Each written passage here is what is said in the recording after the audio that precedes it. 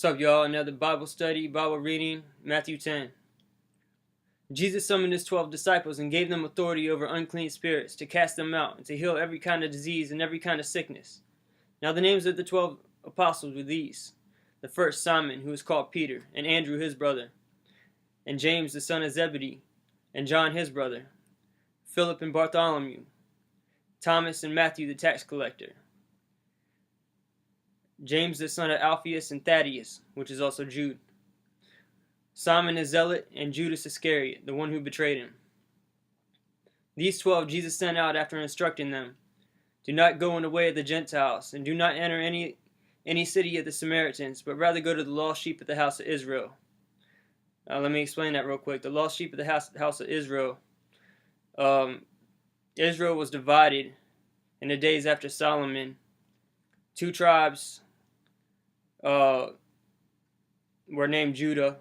There was a tribe of Judah and Benjamin, and they stayed in Jerusalem. And the other 10 tribes, Judah went into captivity, but Israel, the house of Israel, was dispersed among the nations, mixed in with the nations. God divorced them, and that's the lost sheep he was coming for. People out of those 10 tribes.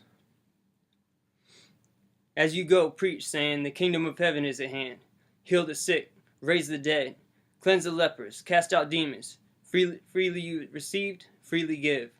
Do not acquire gold, silver, or copper for your money belts, or a bag for your journey, or even 2 coats, or sandals, or a staff, for the worker is worthy of his support." Meaning, they'll be provided for. "And whatever city or village you enter, inquire who in it is worthy, and stay at his house until you leave that city. As you enter the house, give it your greeting, and if the house is worthy, give it your blessing of peace. But if it's not worthy, take back your blessing of peace. Whoever does not receive you nor heed your words, as you go out of that house or that city, shake the dust off your feet. Truly I say to you, it will be more tolerable for the land of Sodom and Gomorrah in the day of judgment for that city, for the city that rejected the apostles. Behold, I send you out as sheep in the midst of wolves, so be shrewd as serpents and innocent as doves. But beware of men, for they will hand you over to the courts and scourge you in their synagogues. And you'll even be brought before governors and kings for my name's sake, as a testimony to them and to the Gentiles. But when they hand you over, do not worry about how or what you are to say, for it will be given you in that hour what you are to say. For it is not you who speak, but it is the Spirit of your Father who speaks in you. Brother will betray brother to death, and a father his child, and children will rise up against their parents and cause them to be put to death. You will be hated of by all because of my name, but the one who is endured to the end will be saved. But whenever they persecute you in one city, flee to the next. For truly I say to you, you will not finish going through the cities of Israel until the Son of Man comes. A disciple is not above his teacher, nor a slave above his master.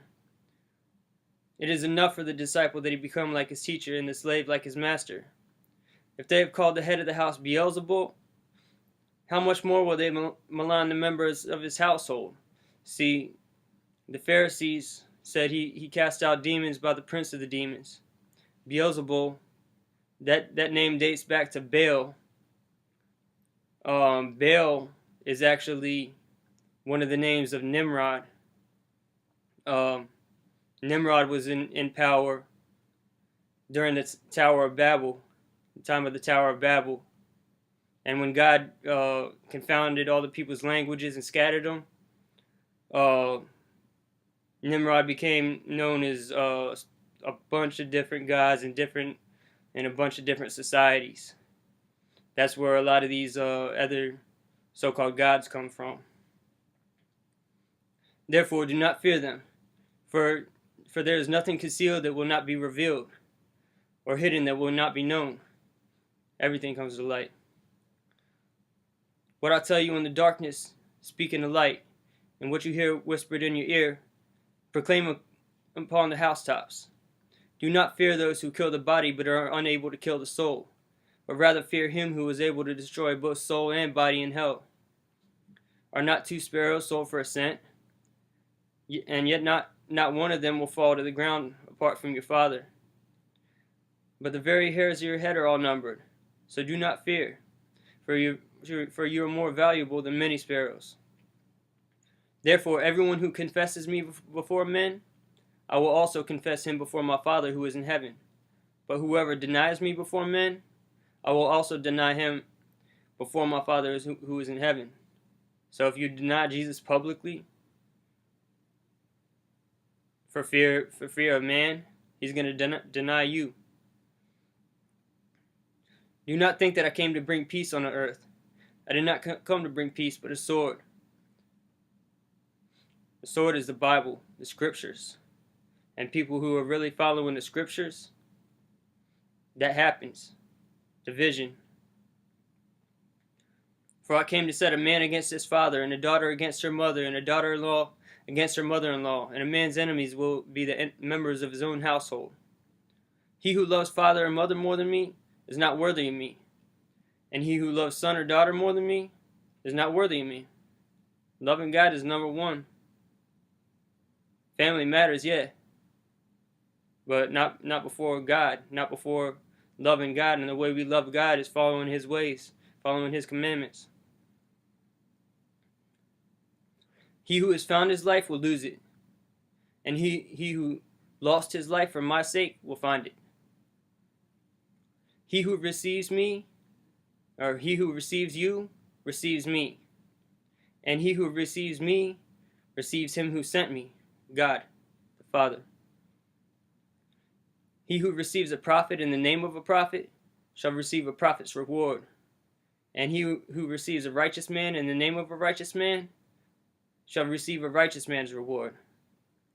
And whoever in the name of a disciple gives to one of these little ones even a cold cup of water to drink, truly I say to you, he shall not lose his reward. That's the end of Matthew 10. I'm going to pick up with Matthew 11 next.